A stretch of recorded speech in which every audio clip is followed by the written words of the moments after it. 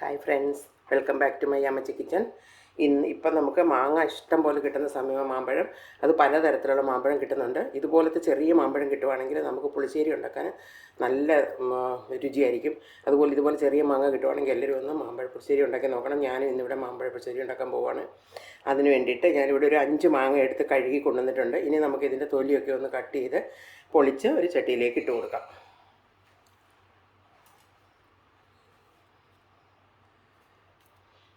ഈ മാങ്ങാത്തൊലി അത്ര എളുപ്പം അങ്ങ് പൊളിഞ്ഞ് വരത്തില്ല. അതുകൊണ്ട് നമുക്ക് മണ്ട ഒന്ന് കട്ട് ചെയ്യണം. നല്ല നാട്ടിലെ നാട്ടുമാങ്ങയാണെങ്കിൽ നല്ല രസമാണ്. ഇതും ഭയങ്കര മധുരമുള്ളൊരു മാങ്ങയാണ്, കഴിക്കാനും എല്ലാം നല്ല മാങ്ങ. ഇത് നമുക്ക് നന്നായിട്ടൊന്ന് പൊളിച്ചെടുത്തിട്ട് വരാം. ഇതുപോലെ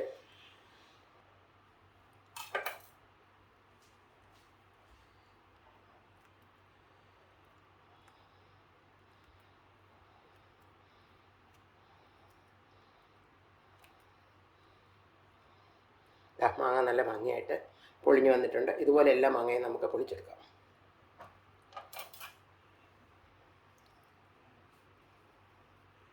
നല്ല പഴുത്തതാണെങ്കിൽ എളുപ്പം തൊലിയാണ്, അപ്പോൾ പൊളിഞ്ഞു പോരുന്നത്. ഇതിൻ്റെ നന്നായിട്ട് വരും.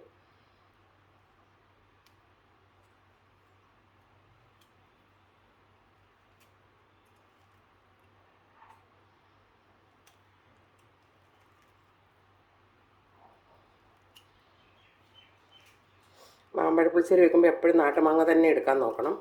നാട്ടുമാങ്ങയ്ക്ക് ഇട്ടിട്ട് കറി വെക്കുവാണെങ്കിൽ ഭയങ്കര ടേസ്റ്റ്. ഇതും നല്ല മധുരമുള്ള മാങ്ങ. ഇത് നാട്ടുമാങ്ങ പോലെ തന്നെയുള്ളതാണ്. ഇതിവിടെ കിട്ടുന്നൊരു സൈസ് മാങ്ങ. ഇത് ഞാൻ ഇതിന് മുമ്പും കറി വെച്ച് നോക്കിയിട്ടുണ്ട്. ഭയങ്കര ടേസ്റ്റായിരുന്നു. അതുകൊണ്ട് ഇപ്പം പിന്നെ ഒന്ന് വെക്കാമെന്ന് വിചാരിച്ചത്. നല്ല ഭംഗിയായിട്ട് നമ്മൾ പൊളിച്ചെടുത്തു. എല്ലാ മാമ്പഴവും ഞാൻ ഇതുപോലെ പൊളിച്ചെടുത്തു. നമ്മൾ മാമ്പഴം എല്ലാം കൂടെ ഒരു ചട്ടിയിലേക്ക് ഇട്ടു. അതിലേക്ക് ആവശ്യത്തിനുള്ള സാധനങ്ങൾ ചേർത്ത് കൊടുക്കാം. അല്പം മഞ്ഞൾപ്പൊടി, അല്പം മുളക് പൊടി ഒരു കളറിന് വേണ്ടിയിട്ട്, കാശ്മീരി ചില്ലി പൗഡറാണ്, ഒരു 3 പച്ചമുളക് ചെറുതായിട്ട് അരിഞ്ഞത്, നടുവ് കീറിയത്, ആവശ്യത്തിന് കറിവേപ്പില. ഇത് നല്ല മധുരമുള്ള മാങ്ങ ആയതുകൊണ്ട് നമുക്ക് മധുരം ചേർക്കണം എന്നില്ല. എന്നാലും ഞാനൊരു കുഞ്ഞു കഷ്ണം ചക്കര ഇടുന്നുണ്ട്. ആവശ്യത്തിന് വെള്ളം മാങ്ങ നേക്കൊക്കെ കിടക്കുന്നതൊക്കെ നമ്മൾ ഒഴിച്ചു കൊടുക്കണം. ആവശ്യത്തിന് ഉപ്പ്. എല്ലാം കൂടെ നന്നായിട്ട് മിക്സ് ചെയ്തിട്ട് നമുക്ക് ഒരു 10-15 മിനിറ്റ് ഇതിനെ ഒന്ന് വേവിച്ചെടുക്കാം. അടച്ചു വയ്ക്കാം.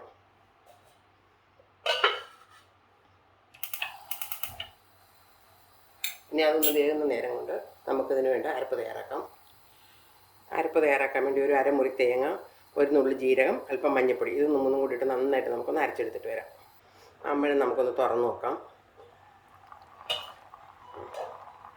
നന്നായിട്ട് വെന്തിട്ടുണ്ട്. ഇത് ഇടയ്ക്കൊന്ന് ഇളക്കി കൊടുക്കണം, അല്ലെങ്കിൽ അതിന് മാങ്ങ അതിൻ്റെ അടിയിൽ പിടിക്കും. മാങ്ങ ഇപ്പം നല്ലൊരു മാങ്ങ വെന്തിട്ടുണ്ട്. ഇത് നമുക്ക് ജസ്റ്റ് ഒന്ന് ഇത് കൊടുക്കാം. മാങ്ങയിലേക്കൊക്കെ നന്നായിട്ടൊന്ന് മസാലയൊക്കെ പിടിക്കത്തക്ക കണക്കൊന്ന് ജസ്റ്റ് ഒന്ന് പ്രസ് ചെയ്ത് കൊടുക്കാം.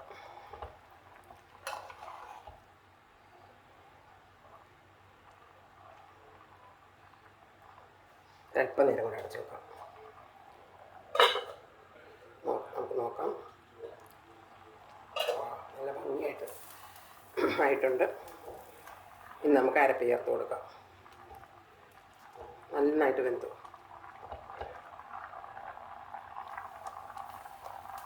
തേങ്ങയും ജീരകവും മഞ്ഞൾ ഇടണമെന്ന് നിർബന്ധമില്ല. നമ്മൾ ആദ്യം ഇച്ചിരി ഇട്ടതാണ്, പക്ഷേ ഒരു കളറിന് വേണ്ടിയിട്ട് ഞാൻ അല്പം ഇട്ടതേ ഉള്ളൂ. ആദ്യം അതനുസരിച്ചാണ് ഇട്ടത്.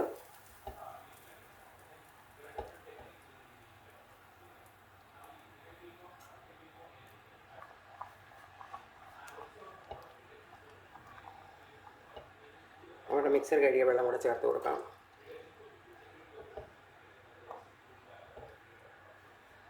പാകത്തിനുള്ള വെള്ളമായിട്ടുണ്ട്. ഇനി ഇത് നമ്മളൊന്ന് തിളയ്ക്കാൻ 2-3 മിനിറ്റ് ഒന്ന് തിളയ്ക്കട്ടെ. ആ സമയം കൊണ്ട് നമുക്കിതിലേക്ക് ചേർക്കാനുള്ള തൈര് റെഡിയാക്കാം. തൈര് നന്നായിട്ട് ഉടച്ചെടുക്കണം. ഞാൻ അതുകൊണ്ട് അതിപ്പോൾ മിക്സിയിലോട്ട് തന്നെ ഇട്ടൊന്ന് അടിച്ചെടുക്കാമെന്ന് വിചാരിക്കുന്നു. ഇപ്പം നല്ല പാകത്തിനായിട്ടുണ്ട്. നല്ല കൊഴുപ്പോടുകൂടി നല്ലതായിട്ട് വന്നിട്ടുണ്ട്. ഇനി നമുക്കിതിലേക്ക് തീ ഓഫ് ചെയ്യുകയോ തീരെ കുറച്ച് വെക്കുകയോ ചെയ്യാം. ഞാൻ ഓഫ് ചെയ്യാൻ പോവാണ്.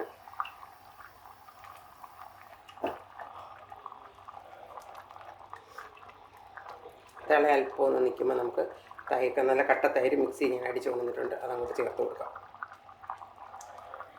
ഇനി നമുക്ക് തൈര് ചേർത്ത് കൊടുക്കാം. തൈര് ചേർത്തിട്ട് ഉടനെ തന്നെ ഇളക്കണം.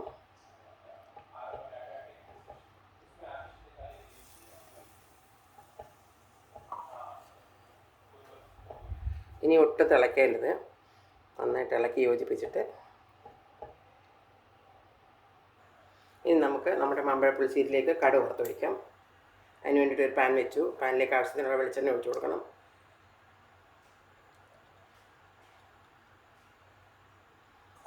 എണ്ണ നന്നായിട്ട് ചൂടായി.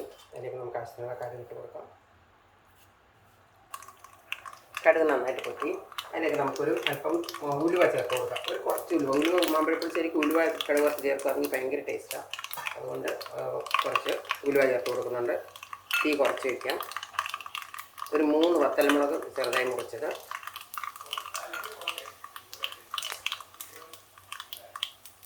ആവശ്യത്തിന് കറിവേപ്പില. അത് നമുക്ക് മാമ്പഴപ്പുളിശ്ശേരിയിലേക്ക് ഒഴിച്ചു കൊടുക്കാം. ഒഴിച്ചു കൊടുത്തിട്ട് വേഗം തന്നെ അതങ്ങ് അടച്ചു വയ്ക്കണം. അത് കഴിഞ്ഞ് ഒരു 2 മിനിറ്റ് കഴിഞ്ഞ് നമുക്ക് ഇളക്കാം. അങ്ങനെ നമ്മുടെ സ്വാദിഷ്ടമായ മാമ്പഴപ്പുളിശ്ശേരി റെഡിയായിട്ടുണ്ട്.